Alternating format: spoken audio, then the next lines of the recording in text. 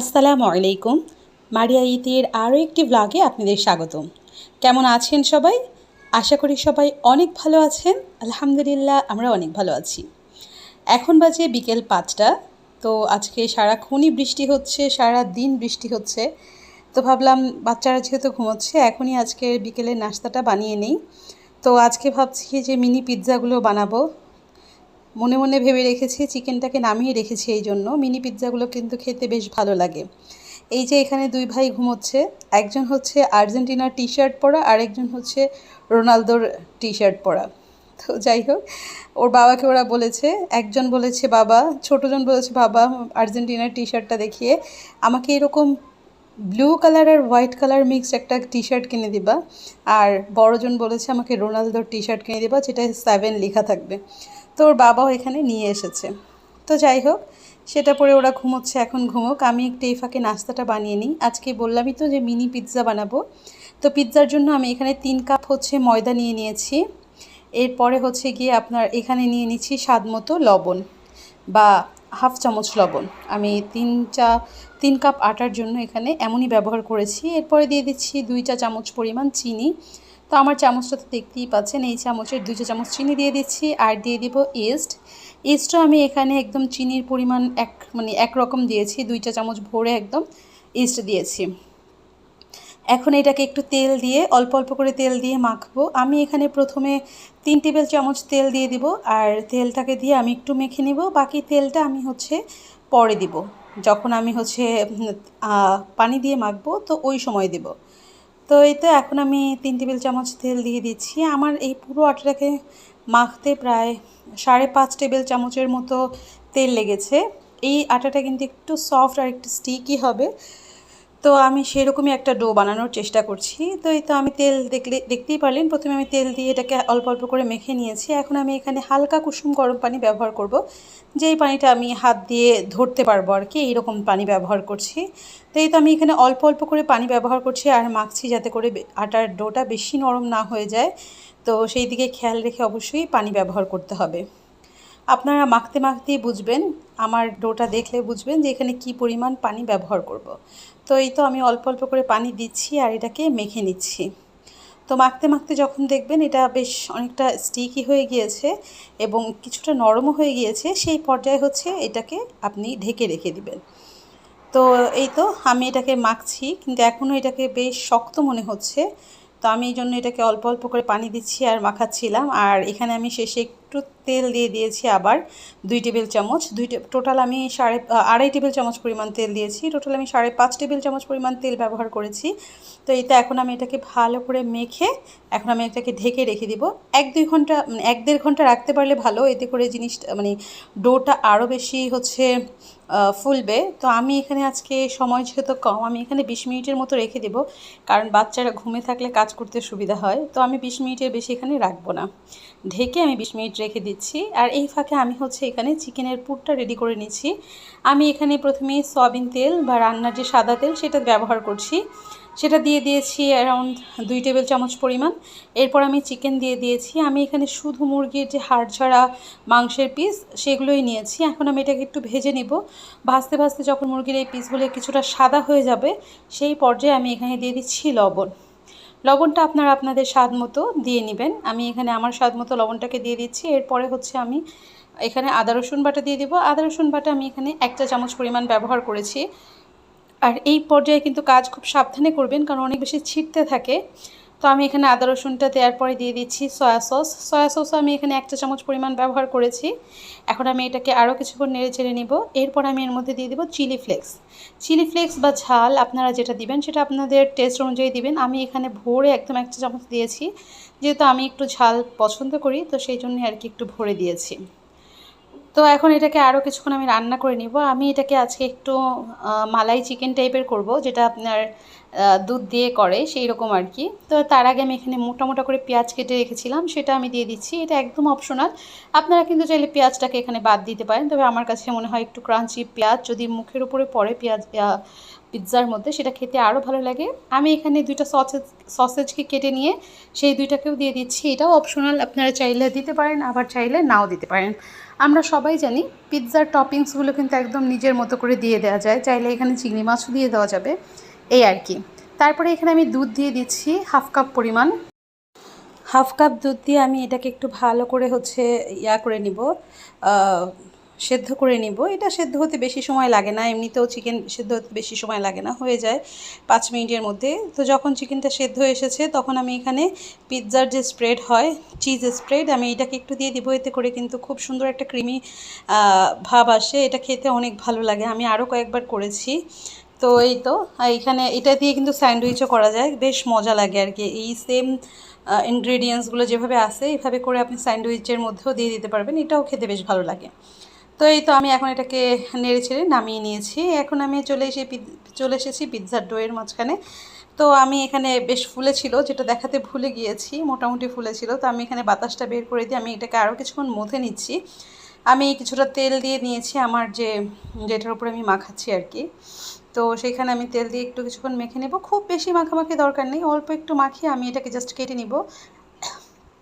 আমি এখানে 3 কাপ পরিমাণ ময়দা নিয়েছি, যেটা আমি এখানে 5টা পিৎজা করব, ছোট ছোট মিনি সাইজের আর কি, সেগুলো এখানে 5টা ডো হয়ে যাবে। তো এই তো দেখতেই পাচ্ছেন আমি সবগুলো ডোকে একটু পিছন দিকে এনে নিচ্ছি, অর্থাৎ সামনের দিক থেকে পিছনে এনে এটাকে গোল করে নিচ্ছি।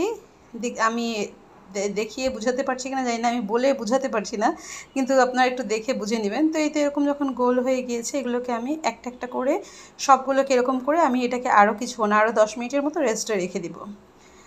তো এই তো আমি এখানে সবগুলোকে এভাবে একটা একটা করে এমন করে করে নিচ্ছি।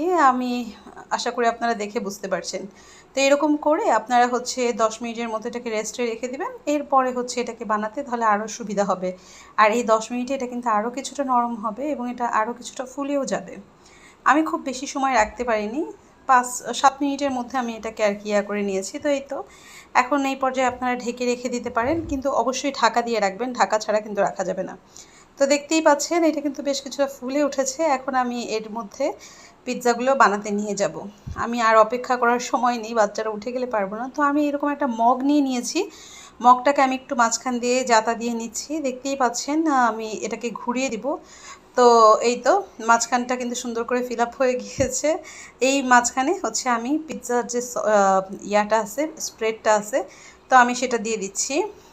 পিৎজা স্প্রেডটা দিয়ে আমি এখানে টমেটো ক্যাচাপ দিয়ে দিব বা টমেটো সস দিয়ে দিব। আপনার কাছে যদি পিৎজা সস থাকে তবে সেটাই ব্যবহার করতে পারেন। আমি এখানে আমার বাসায় যেহেতু পিৎজা সস নেই, আমি টমেটো ক্যাচাপি বা টমেটো সসটা দিয়ে দিচ্ছি। তো কিছুটা টমেটো সস দিচ্ছি। আর এই টপিংসগুলো একদম আপনারা আপনাদের মন মতো দিতে পারবেন। সস বলেন, তারপর এই যে চিকেন টপিংস, এগুলো সব আপনারা মনের মতো করে দিয়ে নিতে পারবেন। আপনারা চাইলে এখানে উপরে ক্যাপসিকামও ব্যবহার করতে পারেন। আমার যেহেতু ক্যাপসিকাম নেই, আমি জাস্ট চিকেনের যেটা বানিয়েছি যেই ফিলিংটা সেটাই দিয়ে দিচ্ছি। তো এই যে দেখতেই পাচ্ছেন এই ফিলিংসটা কিন্তু অনেক মজা হয়েছে, আমি একটু খেয়ে দেখেছি। তো যাই হোক এখানে আমি ভরে ভরে দিয়ে দিব, যেহেতু বাসায় বানাচ্ছি কিপটামো করা দরকার নেই। আমি এখানে বেশ খানিকটা করে ভরে ভরে দিয়ে দিচ্ছি। এরপরে আমি এখানে দিয়ে দেব মোজারেলা চিজ, যেটাকে আমি আগেই করে নিয়েছি, গ্রেট করে নিয়েছি বলছি, আমি এটাকে আগে গ্রেট করে নিয়েছি। তো এই তো এখানে আমি সেই চিজটাকেও দিয়ে দিব। তার উপরে আপনারা অরিগ্যানো দিয়ে দিতে পারেন, আর সাথে চিলি ফ্লেক্স। আমার এখানে চিলি ফ্লেক্সটা আছে আর অরিগ্যানোটাও আমি দিয়েছি, যেটা আমার ক্যামেরাতে দেখানো হয়নি। তো এই তো বেশি করে আমি এখানে একটু চিজ দিয়ে দিচ্ছি, আর পিৎজার মধ্যে চিজ তো এমনিতেই ভালো লাগে। তো এরপর উপরে আমি একটু চিলি ফ্লেক্স দিয়ে দিচ্ছি। দেখতেই পাচ্ছেন পিৎজাটা কিন্তু দেখতে এখনই অনেক সুন্দর হয়ে গিয়েছে। তো আমি আজকে এগুলো এয়ার ফ্রায়ারে দিয়ে দিব, এয়ার ফ্রায়ারে খুব ভালো করে হয়। তো এয়ার ফ্রায়ারের যে কাগজটা আমি দিয়েছি সেটার নিচে কিন্তু আমি তেল মাখিয়ে নিয়েছি, নাহলে কিন্তু আবার লেগে পড়ে। তো সেই জন্য আমি এটাকে তেল মাখিয়ে নিয়েছি। এখন আমি এর মধ্যে একটা পিৎজা রেডি করে রেখে দিয়েছি, আমি আরও একটা পিৎজা রেডি করে একসাথে এটাকে বসাতে চাচ্ছি। তো এই তো এখানে আমি আরও একটু একটা ডো নিয়েছি, এখন এটাকে আরও একটা পিৎজাও দিয়ে দিব। আমি প্রথমে একটু হাত দিয়ে চেপে নিয়েছি, আপনারা কিন্তু চাইলে এটাকে হাত দিয়ে চাপানো ছাড়া এমনিতেই ওইটা দিয়েও চাপ দিয়ে দিতে পারেন। আবার চাইলে কিন্তু গ্লাস ছাড়া আপনারা হাত দিয়ে শুধু চেপে চেপে একটু কিছুটা বড় করেও দিতে পারেন। তো যাই হোক এখানেও আমি সেমভাবে পিৎজা স্প্রেড, তারপর টমেটো ক্যাচাপ, তারপর এই যে চিকেনের যে ফিলিং সেইটা, আর অরিগ্যানো, আর ইতালিয়ান হার্বসও দিতে পারেন, আর কি বলে চিলি ফ্লেক্স দিয়ে নিব। সেম আগেরটার মতোই, অনেক বেশি ডিটেলসের কিছু নেই। তো সেই কাজগুলোই আমি একে একে করে নিব। তো এখন এই দুটোকেও আমি এয়ার ফ্রায়ারে দিয়ে দিচ্ছি। আর আমি এখানে যে ডিম ফেটিয়ে নিয়েছি, আমার ব্রাশটা আমি কোথাও খুঁজে পাচ্ছি না যে একটু ব্রাশ করে দিব ডিমটাকে। তো আমি এখানে চামচ দিয়ে করে দিচ্ছি। দয়া করে আমার এটা ক্ষমা সুন্দর দৃষ্টিতে দেখবেন, কারণ আমি আসলে অনেক খুঁজেছি, ব্রাশটা খুঁজে পাচ্ছি না কোথাও। কোথাও একটা রেখেছি যেটা এখন কাজের সময় পাওয়া যাচ্ছে না। তো যাই হোক, আমি ডিমটাকে এখানে ব্রাশ করে দিয়ে তারপরে এটাকে আমি ওভেনে দিয়ে দেবো। আমি ওভেনে হচ্ছে 180 ডিগ্রিতে 18 মিনিটের জন্য দিয়ে দিচ্ছি। তো এই তো দেখতেই পাচ্ছেন 180 ডিগ্রিতে আমি দিয়ে দিয়েছি। আমি কোনো প্রিহিট করে নেই নাই। আর এটাকে হচ্ছে আমি 18 মিনিটের জন্য দিয়ে দিব। তো প্রথম 10 মিনিট পর আমি একটু বের করে দেখেছিলাম। তো আমার কাছে মনে হয়েছে যে আরও কিছুক্ষণ থাকতে হবে, তারপরে আমি আরও 8 মিনিট যোগ করে দিয়েছি। তো এই তো এখানে হচ্ছে আমার একটা পিৎজা বাকি ছিল। তো আমি ভাবতেছি এই পিৎজাটাকে মানে বানানো শেষ, এখন দেখছি কি ও ইসের নিচে যেই কাগজটা দিয়েছি আর কি এয়ার ফ্রায়ারের মধ্যে, সেই কাগজটা বারবার উড়ে ওই দুইটা পিৎজার মধ্যে পড়ে যাচ্ছে। তো সেই জন্য আমি কি করলাম, এখানে আরও একটা পিৎজা বসিয়ে দিচ্ছি যে যাতে করে উড়ে ওইটার মধ্যে পড়ে না যায়। একটু এয়ার ফ্রায়ার তো অনেক ছোট, এখানে আমার অনেক ছোট এই 3.5 লিটারের এয়ার ফ্রায়ার, 3.5 লিটার না 5 লিটার এয়ার ফ্রায়ার, তো যাই হোক 5 লিটারের এয়ার ফ্রায়ার। তো এই জন্য আর কি এটা অনেক ছোট, কিছু করার নেই। এখানে আমি এই তিনটেই বসাতে পেরেছি খুব গাদাগাদি করে। তো এটাকে আমি আবার দিয়ে দিচ্ছি। এখানে আমার 8 মিনিট হয়ে গিয়েছে, আর 10 মিনিট সম্ভবত বাকি আছে, 10 মিনিটও হয়ে যাবে। তো আমি এর মাঝখানে এটা দিয়ে একটু দেখে নিচ্ছি। এয়ার ফ্রায়ারের এই জিনিসটা আমার ভালো লাগে যে কাচের এই পাশ থেকে দেখা যায় রান্নাটা কি সুন্দর করে হচ্ছে, এবং দেখতে ভীষণই ভালো লাগে। তো এই তো আপনাদের সাথেও সেটা একটু শেয়ার করলাম। দেখতেই পাচ্ছেন খুব সুন্দর করে কিন্তু এটা হয়ে যাচ্ছে, এখন আর কাগজটা উঠছে না। তো এই তো এটাকে বসিয়ে দিয়েছি, আর হচ্ছে আরও যেগুলো বাকি আছে আমি সেইগুলোকেও এখন একটু বানিয়ে নিব।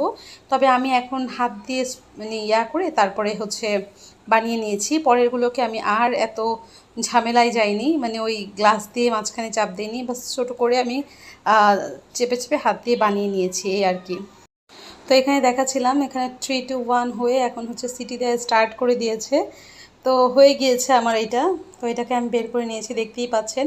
আমার এখানে প্রথমে ফ্ল্যাশটা, ফোনের যে ফ্ল্যাশ সেটা বন্ধ ছিল, তো এই জন্য আর কি কালারটা এমন দেখাচ্ছিল। আমি বললাম ফোনের ফ্ল্যাশটা একটু অন করে নেই। এই তো ফোনের মোবাইলের ফ্ল্যাশটা অন করার পরে উপরটা দেখছেন একটু হচ্ছে গিয়ে পুড়ে গিয়েছে, ব্যাপার না, যেহেতু এটা হচ্ছে আমি কি বলে একটু বেশি আঁচ সম্ভবত লেগে গিয়েছে ওই দুইটা, এই পাশেরটা লাগেনি। তো আমার এই পাশের পিৎজা যেটা শেষে দিয়েছিলাম, তো সেটা আর কিছুক্ষণ এখানে রাখবো। 3-4 মিনিটের মতো রাখলেই নিচের যেটা একটু আছে সেটা হয়ে যাবে। তো সেই জন্য আর কি এটা নিচে 3-4 মিনিটের জন্য আমি রেখে দিচ্ছি। তো 3-4 মিনিট রাখলেই নিচে দিয়ে একটু হয়ে যাবে এই আর কি। তো এই তো দেখতেই পাচ্ছেন আমার সবগুলো পিৎজা একটু সুন্দর করে হয়ে গিয়েছে।